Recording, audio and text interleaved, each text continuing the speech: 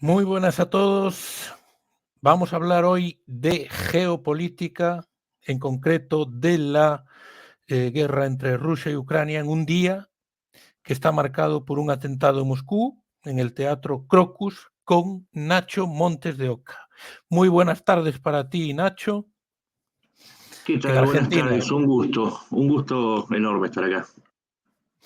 Bueno, como decimos, hoy en la tarde de Moscú, ha habido un atentado en el Teatro Crocus, en un concierto del grupo Picnic, y hace una hora ya se habían confirmado 10 muertos y se había provocado un incendio muy grande. Son ya 3 miembros del gobierno ruso los que le están echando la culpa a Ucrania de este atentado, entre ellos Víctor Bondarev, jefe del Comité de Defensa del Consejo Federal Ruso.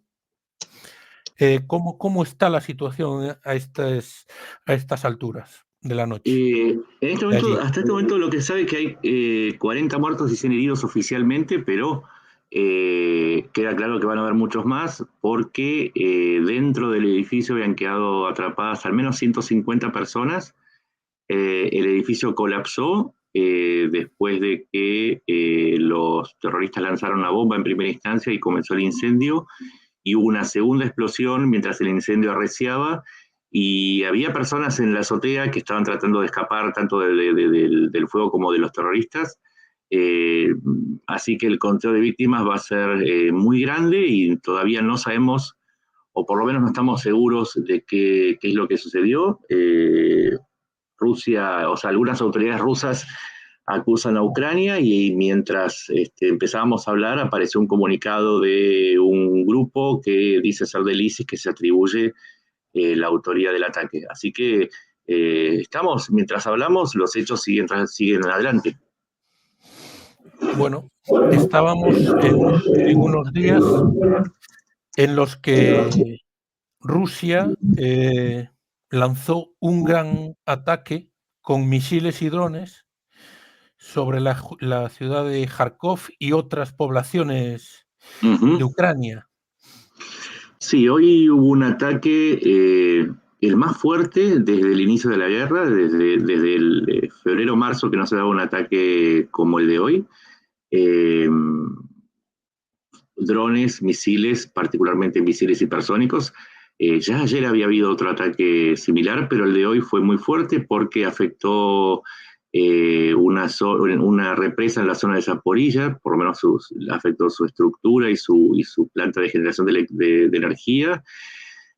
Afectó una usina en la zona de Kharkov, y en total fueron 7 ciudades atacadas. Quizás no hubo muchas víctimas mortales ni heridos, pero lo que ha logrado hoy Rusia es saturar las defensas ucranianas, que ya están empezando a mostrar la fatiga de tantos días continuados de ataques. Bueno, Ucrania se está acoplando ahí el sonido. Ucrania tiene 3 baterías Patriot, que son con las que puede derribar los misiles rusos, y parecen insuficientes ante el ataque que ha sufrido. Sí, lo que sucede es que por el alcance que tienen los Patriot, y si bien tienen capacidad de empeñarse contra objetivos múltiples, es poco lo que pueden hacer cuando enfrentan a un ataque combinado de misiles de altas prestaciones con drones de baja velocidad y baja detectabilidad. No solamente los Patriot están los ISIS, hasta hay sistemas, están los SA-6, los SA-7, hay los SA-9, hay S-300, todos de diseño soviético, o ruso, mejor dicho, como herederos. Bueno, los IRIS alemanes, digamos, Ucrania tiene buen material antiaéreo. Lo que pasa es que hay que ponerse en situación. Estamos hablando de 500.000 kilómetros cuadrados que hay que cubrir. Y son 500.000 kilómetros cuadrados contra múltiples atacantes provenientes de diferentes direcciones a diferentes alturas y velocidades. Si Ucrania tuviera no 3, sino seguramente 20 baterías Patriot, seguramente el resultado sería mucho mejor. Pero lo que sucede claramente es que Rusia, que no son precarios los rusos, encontraron que con la saturación tienen mejores objetivos. Y mientras tanto, Ucrania hace lo que puede con lo que tiene, y además, y hay un factor también que es importante, economizando al máximo sus recursos. Porque cada misil que lanza no es que se repone automáticamente, sino que depende de las burocracias tanto de Estados Unidos como de Europa, ya sea que sea un Patriot o un Iris de Alemania o cualquier otro artefacto. Y su propia industria militar tiene las limitaciones después de los bombardeos y los cortes de energía y la destrucción en general de su industria, como para poder reponer estos sistemas que se van gastando. Así que la situación para Ucrania es complicada, pero hay que decirlo, no es tan desesperante como la campaña anterior en donde Rusia logró realmente poner de rodillas a Ucrania, y aunque se levantó, le costó muchísimo. Se ha hablado de ayudas por parte de países de la Unión Europea, por parte de Estados Unidos. Parece que en Estados Unidos los republicanos están bloqueando la ayuda que puede llegar a Ucrania. ¿Qué está necesitando ahora mismo Ucrania? ¿Y qué le están dando? Ucrania tiene varios niveles de necesidad. La más urgente es artillería, es munición de artillería y artillería. Quizás la gente no sepa, pero cuando uno tiene un cañón de 155 milímetros, no es que por tenerlo ya ganó en potencia artillera. Después de tirar 1000 o 1000 disparos, ese tubo, por llamarlo de alguna manera para que la gente lo entienda, se va desgastando, va perdiendo el ánima, y tiene que ser reemplazado. Entonces Ucrania necesita más artillería y necesita más cañones. En el caso de los cañones están llegando de a poco de Francia, de los países bálticos, de Alemania. Después necesita mucha defensa antiaérea, porque tiene que defender al mismo tiempo a las ciudades, pero también tiene que estar en el frente, porque los rusos están utilizando bombas planeadoras y ataques directos con aviones Su-25 o aviones Mi-35 o los Hawk, o bueno, toda la variedad de helicópteros artillados que tienen, y eso lo hacen impunemente porque más allá de los Manpads, de los misiles antiaéreos portátiles, que tienen un alcance limitado, no está teniendo una potencia como para poder disputarle el dominio del cielo, por lo menos para negarles el uso libre del cielo. Y el alcance que tienen no es suficiente. O sea, si desprotegen a las ciudades y los mandan al frente a los sistemas de mediano alcance, como para impedir que los aviones rusos vuelen, tienen que tener lo suficientemente potentes como para poder afectar a un pongámosle un Su-32, para que no lance una bomba planeadora a 32 kilómetros. O sea, lo tiene que agarrar a 32 kilómetros del frente, y esto no es tan sencillo. Por eso no es que con un misil portátil uno no llega a esa distancia, mucho menos con artillería. La artillería, para hacer un cálculo, uno de 23 milímetros está llegando a los 2.700 metros, y quizás a los 3.500 con una buena climatología. No alcanzan, están muy lejos. Después no hay calibres superiores que estén disponibles básicamente. Un 40 milímetros no sirve, el 57 no tiene espoletas adecuadas como para atacar a material moderno. Es decir, Ucrania necesita más y mejor material, y además necesita material de largo alcance, porque para afectar a la retaguardia, a las zonas de concentración de tropas, a los arsenales, para afectar todo lo que es la logística, que es crucial para ganar una batalla o para sostenerla, necesita armas de mayor alcance. Los envíos de HIMARS están bien. Algunos dicen que hay 20, otros dicen que hay 32. Se han perdido 2, pero son muy pocos. Pensemos una cifra. Polonia está alineando entre 240 y 320 HIMARS. Ucrania tiene entre 18 y 20, a lo sumo, porque obviamente el resto está desgastado. Esa es la última medición. El ejército polaco tiene lo que necesita un ejército. Ucrania está muy por debajo. También lo que le está pasando a Ucrania, tanto del lado europeo como del lado estadounidense, es que no se le están enviando las armas adecuadas en las cantidades que necesitan los tiempos necesarios para Ucrania. Entonces hay una demora en la cantidad, en la calidad y en el tiempo de entrega. Y esto es lo que explica los avances rusos y la toma de Avdiivka y, si se quiere, también la de Bakhmut, porque la de Bakhmut, hay que decirlo, en ese momento Ucrania empezó a sentir lo que era el cansancio y sobre todo la demora en la entrega de materiales. Otro tema que es importante para que la gente entienda. Cuando vos te entregan un tanque, no es un auto común, no es que si vos te bajás, no sé, de un Ford y te pasas un Renault y ajustas los espejos retrovisores, el asiento y ya salís manejando. No, un tanque demanda meses de instrucción. Cuando vos cambias de un tanque a otro, tenés que entrenar a la tripulación, tenés que enseñarle los rangos de alcance, el manejo de los sistemas de comunicaciones, de los sistemas de puntería, de los sistemas de evacuación, de los sistemas de alarma, y los mecánicos tienen que aprender cómo se manejan, los motores son muy diferentes, y eso lleva meses. Entonces, en el tiempo que demora en darse el material a Ucrania, hay que sumarle el tiempo que se demora en ponerlo a punto.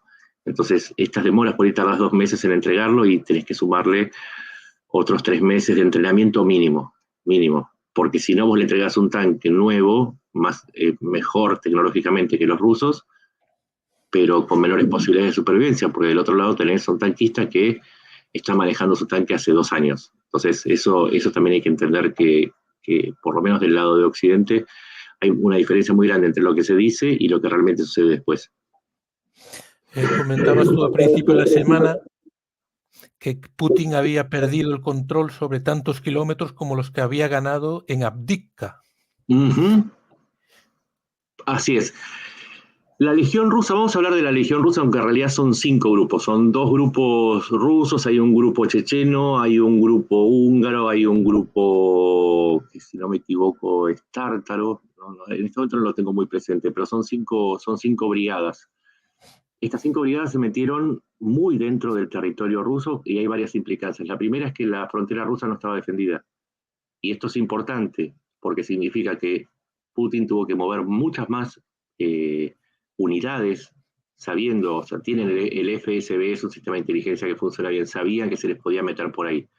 Y sin embargo no había unidades consistentes. O sea, Ucrania tiene inmovilizadas en su frontera, no solamente con Rusia, sino con Ucrania, unidades enteras y muy bien preparadas para justamente que no les pase lo que les está pasando.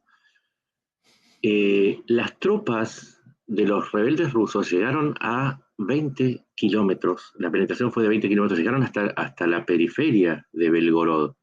O sea, Belgorod es una capital doblada, es una capital de provincia. Yo no creo que puedan tomar Belgorod porque es muy grande, esos son no más de 700 hombres en el mejor de los casos, y no alcanza para tomar una ciudad entera, salvo que la ciudad se rinda y sea como pasó con Rostov, con Prigozhin, que los dejaron entrar alegremente.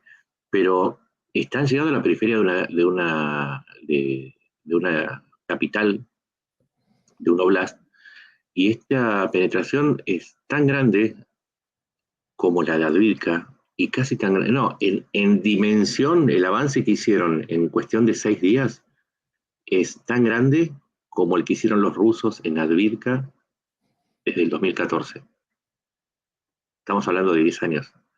El avance que hicieron es igual no, es mayor a ver, en Bakhmut eran 12,8 kilómetros los que avanzaron creo que desde donde venían, no me acuerdo si era Popasna, no me acuerdo la ciudad, hicieron un avance de 12 kilómetros contra 20 que avanzaron los rebeldes. Entonces, sí, hoy por hoy Putin no controla el total del territorio ruso. Hay una parte que está en poder de los rebeldes.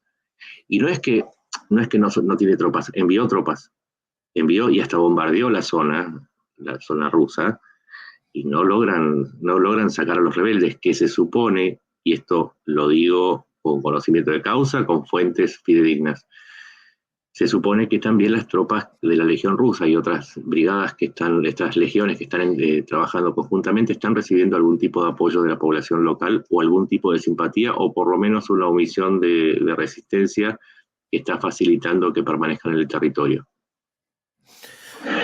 Y hablabas tú también a principios de semana se acopla mucho, no sé por qué, de la estrategia de Ucrania de atacar refinerías rusas, con un motivo muy concreto que explicabas tú.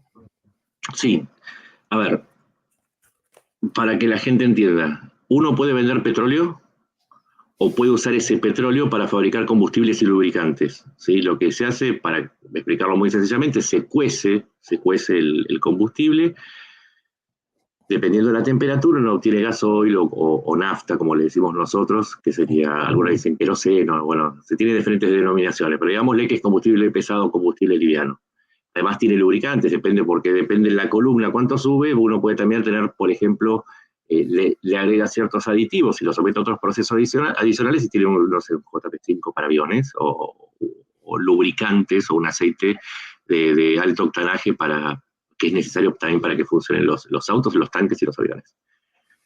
Todo ese sistema de refinación implicaba para Rusia producir 248 millones de toneladas anuales de refinados. Lo que está haciendo Ucrania es enviar drones para atacar básicamente las refinerías y en estas columnas que se usan para cocer los combustibles o las zonas de filtrado, que también son importantes. Entonces, lo que hizo fue afectar un total de 104 millones de esas 248, o sí, 248 creo que eran, bueno, no, 278. 104 millones de toneladas anuales, las afectó, no es que las frenó, las afectó. Hoy por hoy las estimaciones más concretas indican que Rusia perdió el 20% de su capacidad de refinado. ¿Y por qué esto es importante? Primero porque a Rusia le está faltando combustible interno. Ya en julio del año pasado, los agricultores rusos, cuando tienen que enfrentar la cosecha, que es en agosto, la cosecha gruesa, la que rinde, la que realmente aporta capitales no solamente al Estado, sino a los labradores, se quejaban no solamente de que faltaba combustible, y en particular gasoil, sino que además el precio.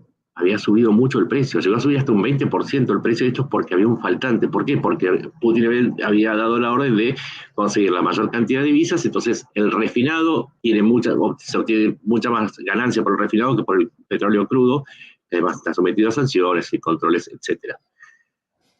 Entonces, en ese momento es que Putin decide cortar las exportaciones. Después afloja un poco, las limita, en ese momento hacer una importación masiva a Brasil, que se va a tener el primer comprador de 600.000 barriles mensuales.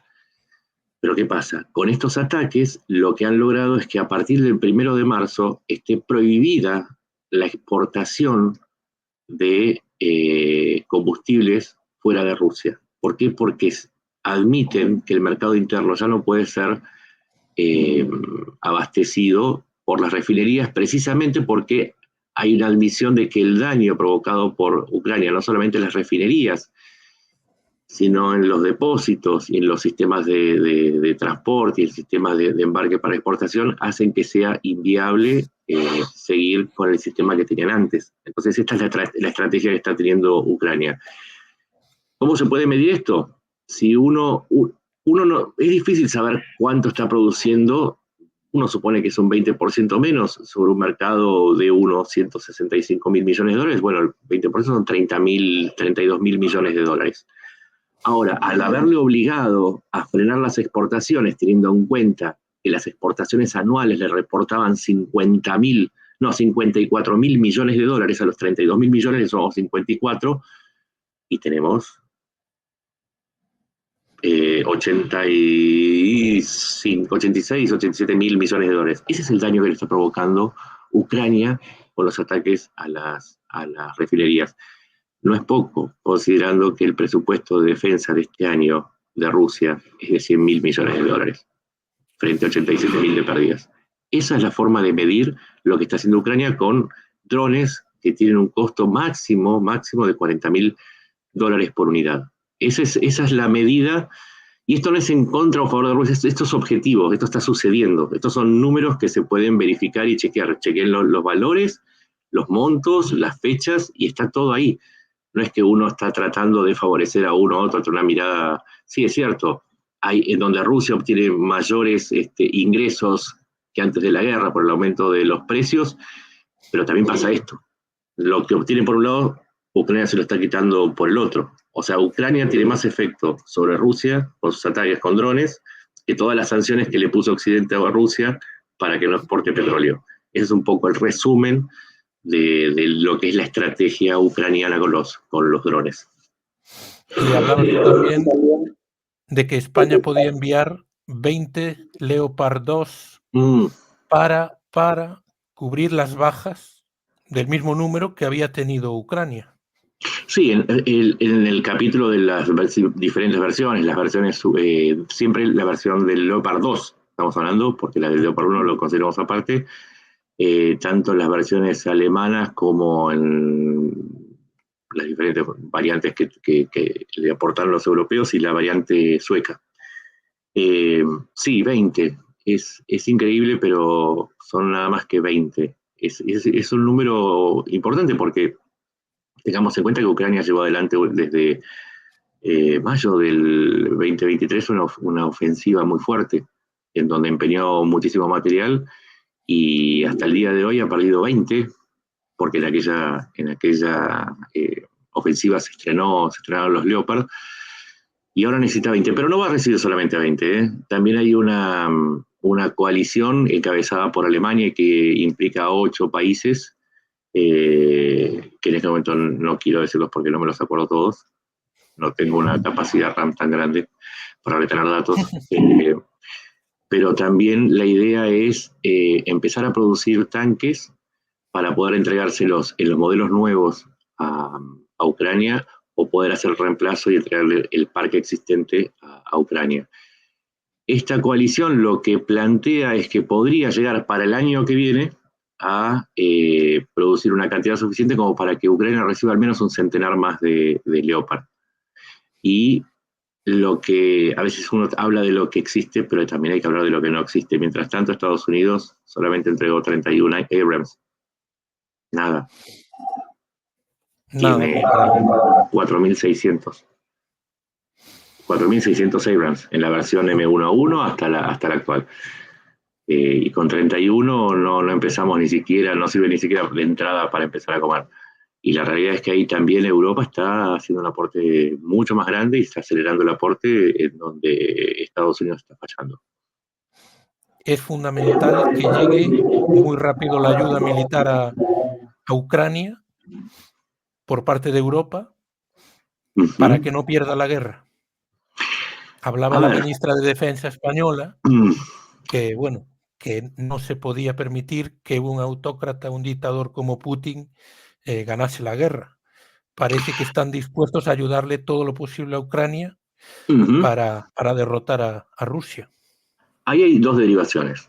Por un lado, están admitiendo que Estados Unidos, si triunfa Trump, no va a poner un centavo más, no va a mandar una sola munición, una bala, no va a mandar un vendaje, nada.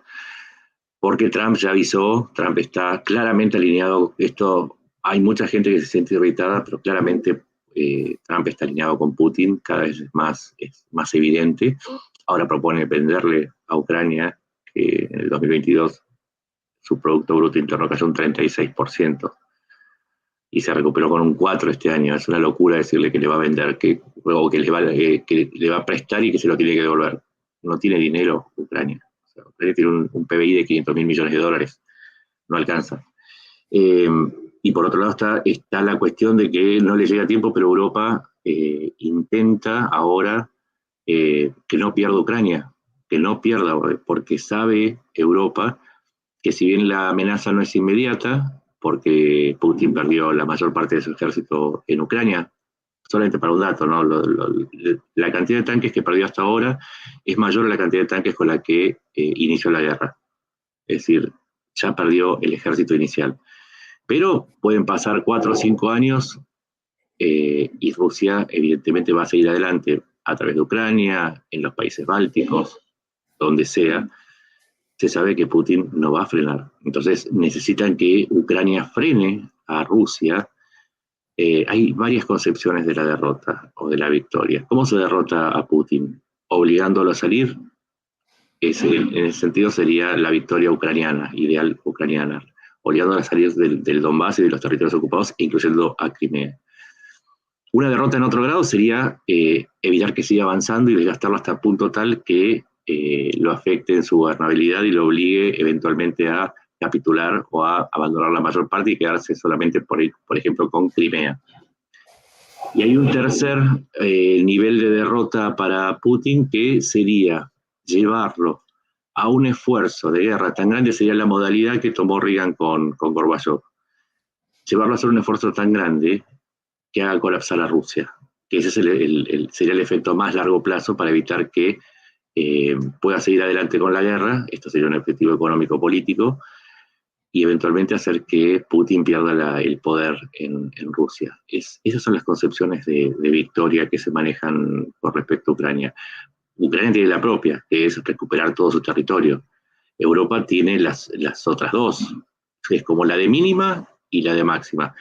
Pero también hay una victoria europea que es nueva, que tiene que ver con el surgimiento de Trump, que hay una victoria estratégica que sería el lograr tener autonomía con respecto a Estados Unidos y formar una concepción de la seguridad regional europea sin contar con actores externos. Si a Ucrania le alcanza para ganar con Europa, es un gran misterio. La respuesta más inmediata sería, es probable que no, excepto que se den los dos últimos supuestos en los que Rusia colapsa. En ese caso, lo único que tendría que hacer Europa es seguir hacer que Ucrania se sostenga y siga aguantando hasta generar esas condiciones. ¿Con Estados Unidos sería más fácil? Sí, infinitamente más fácil. Infinitamente más fácil porque claramente es la primera potencia mundial y su presupuesto es el doble que de todos los países europeos juntos. No, perdón, mucho más que el doble. Entonces hace falta, pero hay que ser realistas. Hoy Biden no envía más material porque no tiene las herramientas y porque está en una competencia interna donde si ayuda a Ucrania afecta a algunos sectores internos que están reclamando que se les pague más por el seguro social o que se dedica a la frontera, etcétera, etcétera, y por eso también frenó la ayuda a Ucrania. Y por otro lado está la acción de MAGA, que es el grupo Make America Great Again, que frena en el Congreso la ayuda a Ucrania, y que está logrando frenarlo desde hace, estamos en 22 días de marzo, desde diciembre que lo está frenando. Y hoy MAGA, hay que decirlo, es el principal aliado, es como Orbán en Europa, es el principal aliado que tiene Putin y está teniendo efecto, y tiene un efecto positivo. Entonces a Europa no le queda otra que jugar sus cartas sin esperar que su habitual compañero de juego le haga un guiño o lo ayude con las apuestas. Ucrania quedó sola, Europa quedó sola. Se habla de la posibilidad de una tercera guerra mundial. ¿Tú lo ves factible ese escenario? No. Una de las características que tiene Rusia es que además de un enorme aparato militar, tiene un enorme aparato de propaganda y trabaja muy bien en la cabeza de las personas. Durante mucho tiempo se dijo que, y las líneas rojas ya a todos nos tienen cansados, Putin, que si pasaba, no sé, que si llegaban los tanques, que llegaban los misiles, que llegaban los F-16, que si se atacaba Crimea, que se atacaba el territorio ruso, Rusia iba a usar sus armas nucleares. Esa es la tercera guerra mundial. Ahora, una guerra generalizada, yo no lo llamaría tercera guerra mundial. Tercera guerra mundial sería que todos los continentes estén involucrados en una conflagración mundial. No depende de Putin, depende de Xi Jinping. Si Xi Jinping desestabilizara el escenario asiático, que hoy no está en guerra, hoy la guerra es europea, y además involucrara en este conflicto a las zonas africanas y a Latinoamérica, ahí sí sería una tercera guerra mundial. Pero mientras tanto me parece que hay mucho más de tengámosle miedo al oso ruso para darle impunidad. Esto es lo que promueve la propaganda rusa. No sea cosa que nos volvamos radioactivos después de que nos bombardee. Hay que ser sincero. Yo publiqué el otro día un informe. Si uno va a la cifra real, en ojivas nucleares activas, tiene más Estados Unidos que Rusia. Entendámoslo esto. Cabezas nucleares activas significa las que están activadas, las que se pueden usar. La mayor parte de las que tiene Rusia, casi 2/3, o están o almacenadas o en proceso de desactivación, que eso significa que están vencidas. Una bomba nuclear vencida no se puede usar. Entonces, por ahí estamos contando 1.800 ojivas nucleares que tienen que ser recuperadas, y eso no se hace tan fácil porque necesitas fusibles nuevos, con estas cobertura del material fisible. El material fisible se vence, es decir, no, vamos a suponer, yo hago una bomba de uranio 235, por tirar una idea. Tengo un núcleo que pesa 1,5 kilos para producir X cantidad de megatones. Eso está desprendiendo material, es material radioactivo, por algo es así. Hay un punto en el que ese material que vos preparaste pierde su capacidad o su fiabilidad como material fisible. Esa es la realidad. Hay un montón de bombas atómicas rusas que son nominalmente contadas, pero no son efectivamente usadas. Después vos tenés que montarlas, tenés que llevarlas al vector de lanzamiento, sea un avión, un submarino, un silo atómico. Para eso necesitas otro proceso que también necesitas tener los medios. Vos podés tener 5.000 cabezas atómicas, pero si no tenés la cantidad suficiente de misiles, porque te los gastaste todos tirándolos contra Ucrania, si no tenés la cantidad suficiente de aviones, porque no tenés repuestos, porque las sanciones te hacen que de 100 aviones te funcionen 20, entonces tu capacidad de disuasión nuclear es diferente. Eso es algo que sabe Occidente, por eso Occidente no le da mucha atención a las advertencias sobre la Tercera Guerra Mundial, y sigue adelante, porque hay algo que Occidente sabe, que es contar las ojivas atómicas, que es contar el peligro, y porque tiene agentes, y porque tiene sensores, y porque tiene información. Entonces la información te dice, el aparato nuclear de Putin no es tan grande ni potente como dice. Es más, tiro un dato, la última prueba que hicieron con el famoso misil Satán falló, no logró ni siquiera despegar. Así que imagínense el estado del arsenal ruso. Y en medio de la guerra se produjeron acontecimientos que no tienen o que pueden tener una relación con la guerra o indirecta, pero que atañen solo a Putin. La muerte de Navalny, en extrañas circunstancias, que se suma a muchos opositores y críticos con Putin, que fallecieron en extrañas circunstancias. El primero fue Golobliov, que era diputado de Rusia Libre en la Duma, que murió de un disparo en la cabeza. El último ha sido Navalny, que ya había recibido un intento de asesinato a través del envenenamiento de su ropa interior en el 20 de agosto del 2020. Tenemos la caída del avión del grupo Wagner con Prigozhin el año pasado. Putin gana las elecciones con el 85% del voto. Se dice que los opositores pues son amables, entre comillas, porque los que no son amables fallecen en extrañas circunstancias. ¿Qué opinas tú de la muerte de Navalny, de la victoria de Putin con el 85% del voto? A ver, vamos a poner blanco sobre negro. La elección de Putin se hace primero dejando de lado a los candidatos potables, el candidato del Partido Comunista y a una mujer que ahora no recuerdo el nombre, pero que era una candidata independiente que tenía buenas posibilidades. Entre uno y otro le podrían haber sacado, no sé si les podrían haber ganado, es muy difícil, porque es evidente que Putin tiene popularidad, pero sí le podrían haber quitado la posibilidad de tener una victoria contundente. Luego, en las elecciones, hubo irregularidades no solamente de voto controlado, sino de problemas en el conteo. Hubo un estudio matemático que demostraba que hasta el 30% de la votación podría haber sido fraudulenta tomando ciertos parámetros de la votación y la regularidad del voto.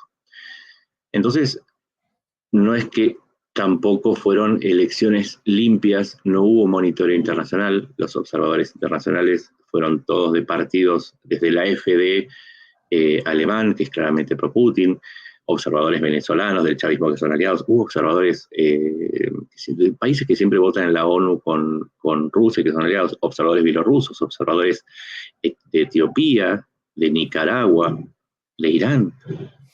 Entonces, no es que tampoco hubo una auditoría sobre la limpieza del voto.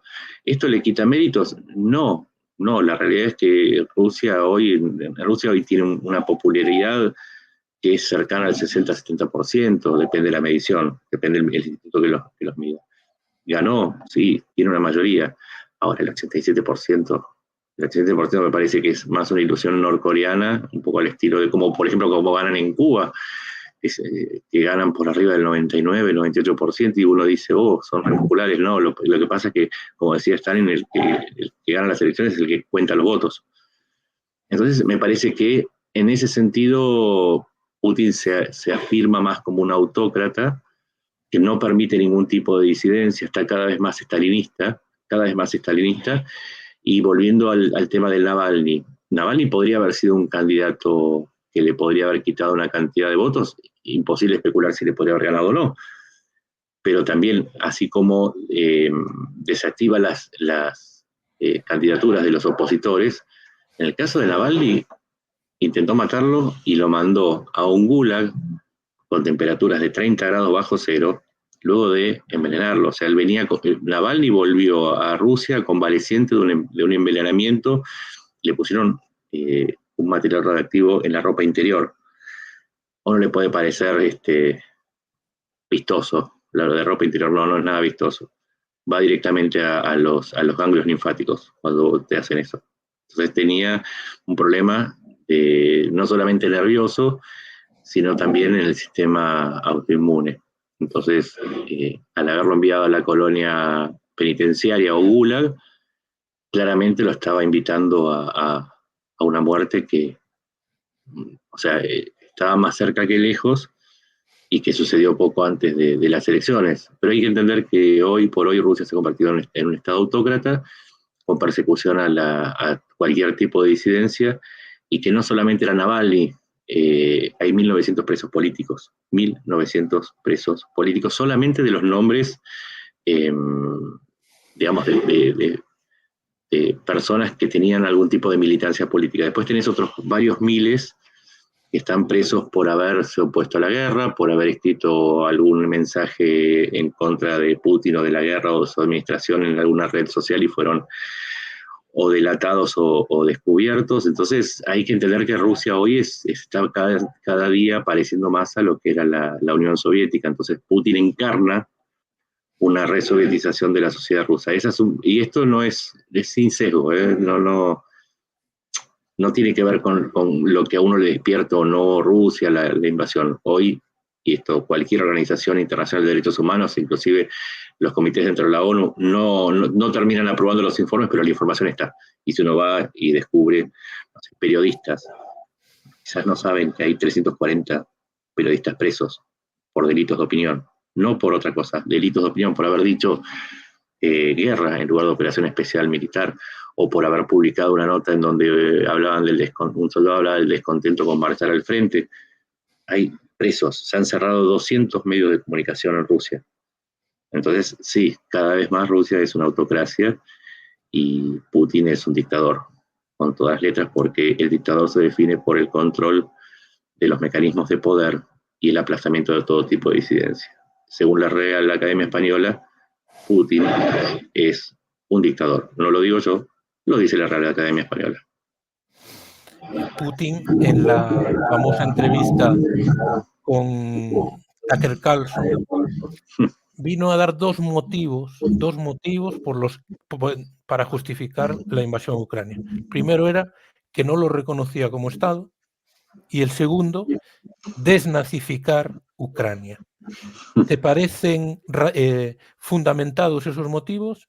¿Y cuál crees tú que son los verdaderos motivos?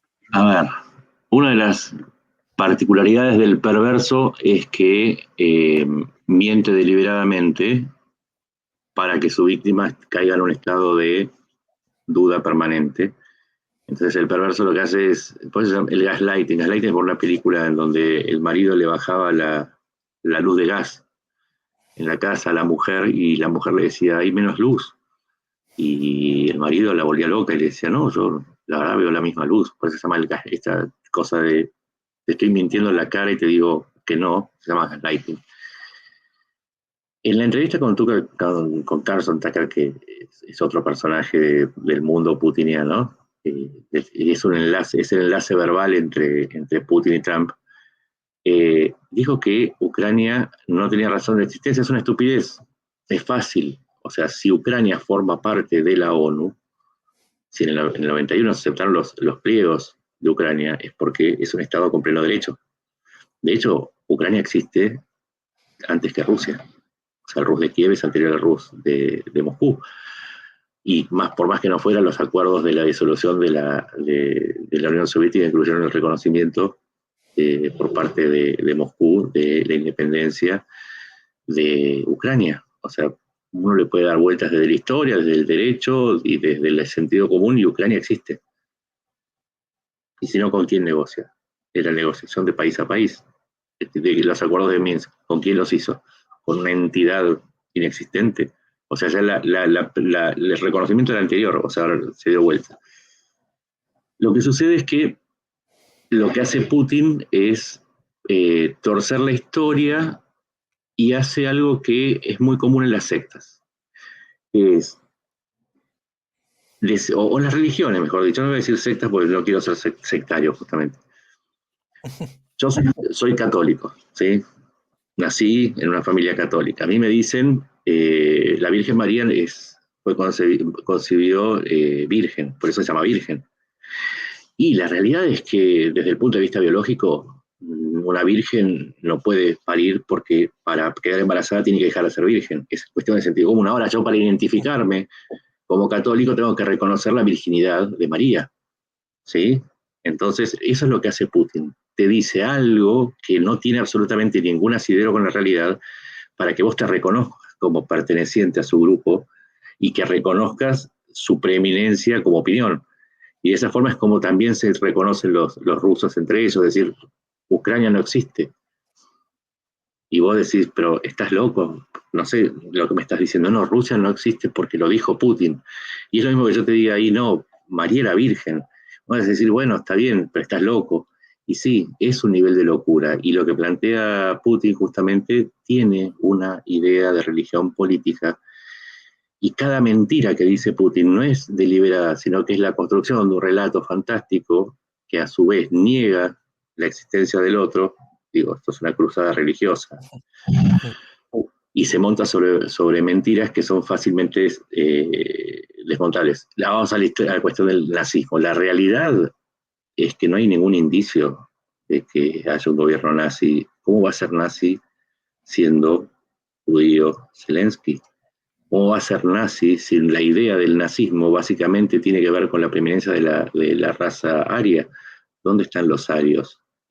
Ucrania es un país formado por ucranianos, por gente de habla rusa, por tártaros, por húngaros, por bielorrusos, hay polacos. ¿Dónde están las imágenes de Hitler? ¿Dónde están las esvásticas? En algún momento se habló del batallón Azov. El batallón Azov empieza, y es cierto, como un grupo neonazi, pero lo cierto es que en el año 2006 los jefes nazis del batallón Azov rechazan seguir formando parte del grupo porque el batallón pasa a formar parte de las Fuerzas Armadas. Entonces tenían que ponerse bajo el control de las Fuerzas Armadas y tenían que dejar de usar la simbología nazi, básicamente. Y eso se van, arman un partido que se presentó a elecciones, no le fue bien, desaparecieron del mapa. Ya en el 2006, 2016, a veces. En el 2016 ya no había elementos nazis. Ahora, neonazis hay en todos lados. Había dentro de Ucrania, pero también los hay dentro de Rusia, y no por eso hay que desnazificar a Rusia. De hecho, Wagner nace de la preferencia de Prigozhin y su segundo por las áreas preferidas de Adolfo Hitler. No me acuerdo ahora el nombre, que se murió con Prigozhin, del jefe militar, que era un nazi confeso. La legión rusa, hay una legión imperial, ese es el nombre, que es un grupo de neonazis. Además de Wagner hay otros grupos neonazis en Rusia, que tiene contacto con los grupos neonazis del resto de Europa, pero que además forma parte de varios grupos mercenarios. Y profesan abiertamente su nazismo.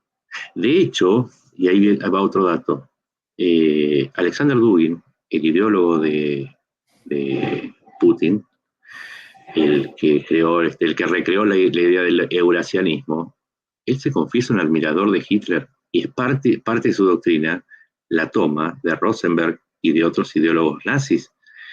Hay más componentes de nazismo dentro de Rusia, pero infinitamente te diría hay 10 veces más nazismo dentro de Rusia que dentro de Ucrania. O sea que para desnazificar a Ucrania hay que tener autoridad y primero desnazificar a Rusia. Y lo último que digo, todos los conceptos que está usando Putin de espacio vital, de la raza eslava, de el pasado perfecto, de el odio a las minorías, todo eso es una copia del ideario de Adolfo Hitler.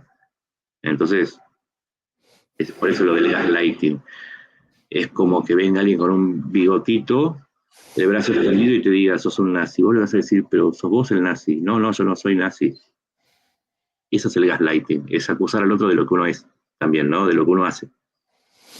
Bueno, y ahora un pequeño atraco, porque te quería preguntar por Cuba, que sé que estás siguiendo las protestas en Sí. Cuba. Cuba es un país que con el 80% de la población, más del 80% de la población en la extrema pobreza, por debajo del umbral de la pobreza, la inflación al 40%, serios problemas de abastecimiento de alimentos y de medicinas, apagones eléctricos, falta de combustible, más allá de la dictadura que es. ¿Cómo estás viendo las protestas que están sucediendo ahora en Cuba? A ver, la situación de Cuba es desesperante.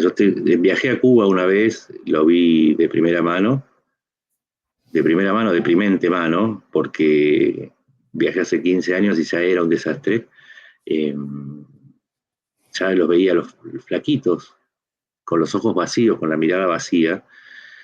Cuba es una sociedad que va camino a parecerse a Haití, tiene uno de los ingresos más bajos de todo el hemisferio, no produce nada, no produce, literalmente vive de dos fuentes principales, una es el turismo y la otra son las remesas que les envían de los 11 millones, creo que hay 8 millones afuera, o 6 millones afuera, el dinero que envían los que emigraron.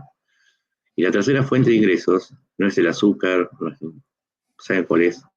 La ayuda internacional, la que recibe de Venezuela, la que recibe de organismos internacionales, la que recibe por los programas de cooperación. La cuarta fuente son los médicos que envía a todo el mundo, de que cobran $300, le cobran a cada país $300 y los médicos reciben 30. Hoy Cuba es inviable. Cuba exportaba azúcar, hoy hoy importa azúcar. Cuba no produce alimentos. El PBI cayó un 12% en un año. La moneda de Cuba no tiene valor real. En Cuba tiene más sentido juntar $1 para poder comprarse una bicicleta que trabajar.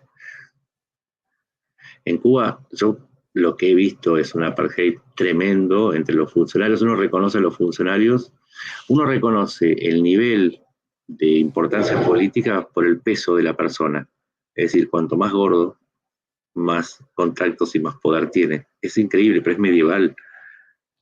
Cuba es medieval, es muy difícil explicar lo que uno ve. Y la gente está acostumbrada desde el año 59 a una obediencia aprendida a golpes a palos. Entonces es muy difícil que se rebelen. Y además hay que tener en cuenta otra cosa. No recuerdo si era un 20%, un 20% es lo que gasta el presupuesto Cuba entre fuerzas militares y policiales. 20%, o sea, no es muy difícil, 2 de cada 10 pesos. Y con eso mantiene una fuerza policial que no solamente es represiva, sino que también mantiene todo un sistema de delación en donde si vos llegás a decir algo, al día siguiente cuando vas con tu tarjeta de razonamiento, te van a decir, no, para vos no hay arroz. Y la opinión contraria significa someterte al hambre o a que te expulsen del trabajo, etcétera, etcétera. Voy a contar una cosa que es muy, muy corta.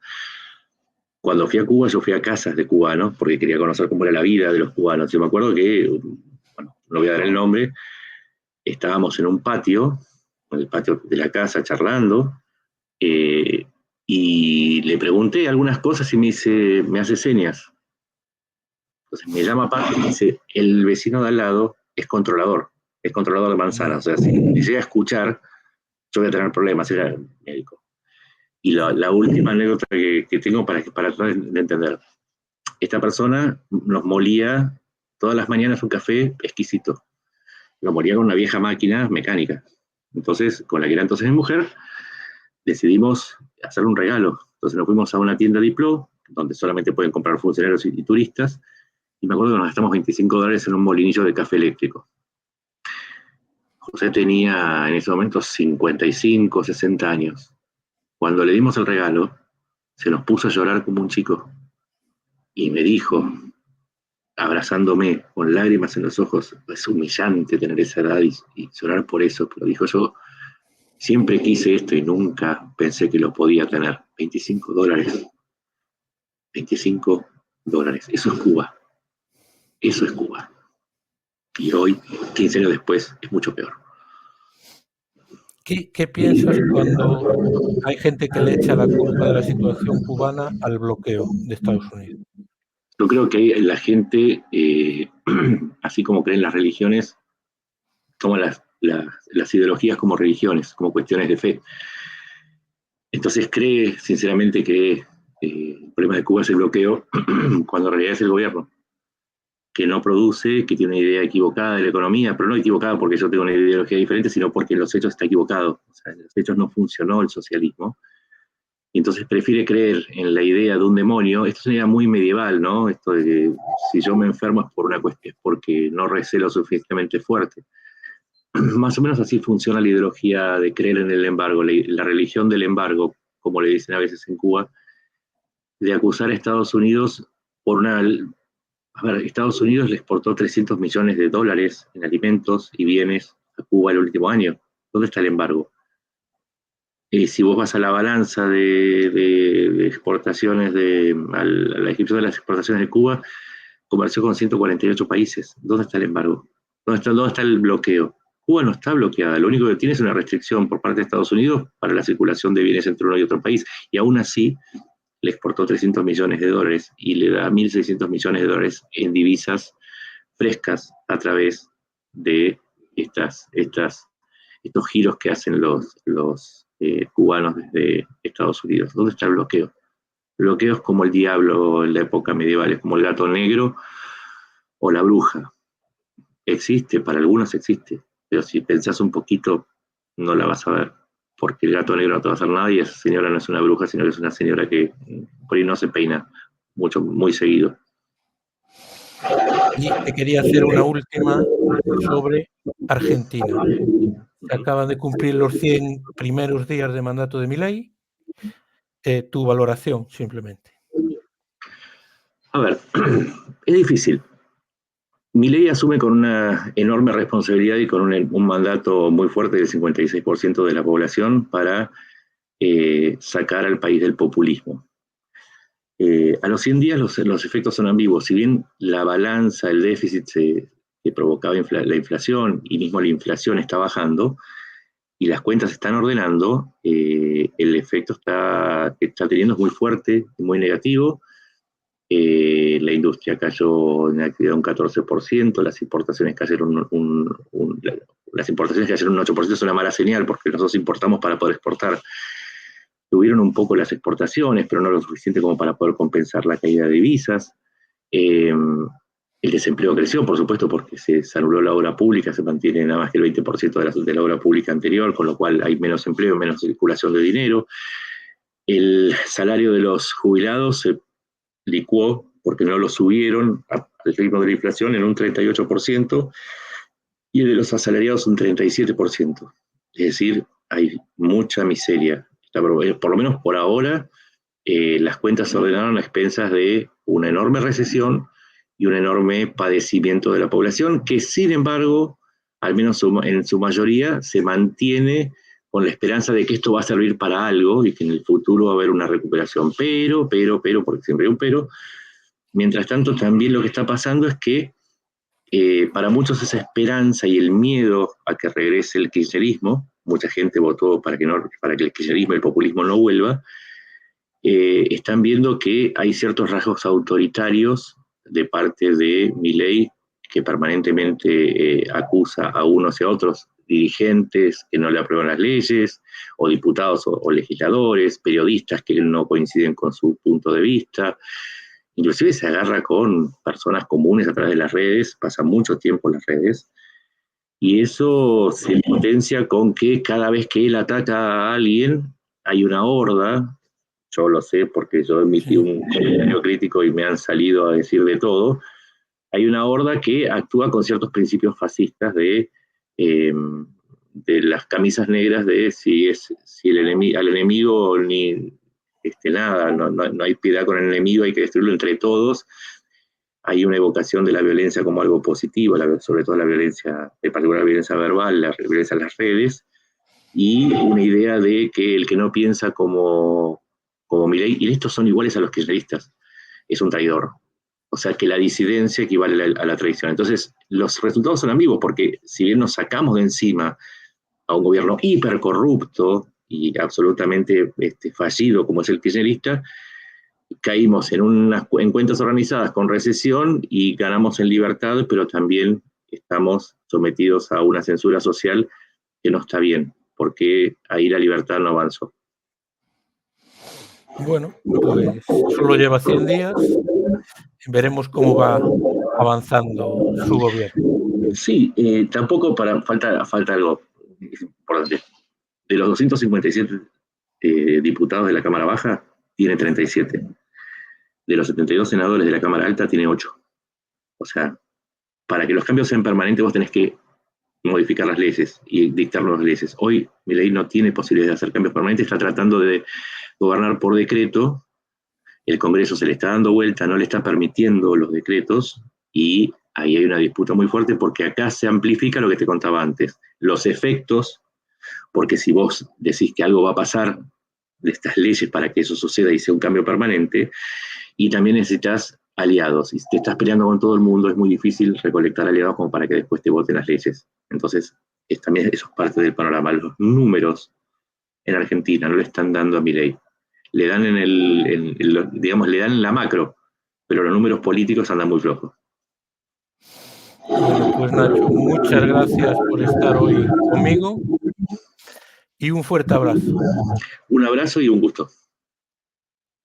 Igualmente. Hasta luego. Adiós a todos. Chao, Nacho. Hasta luego.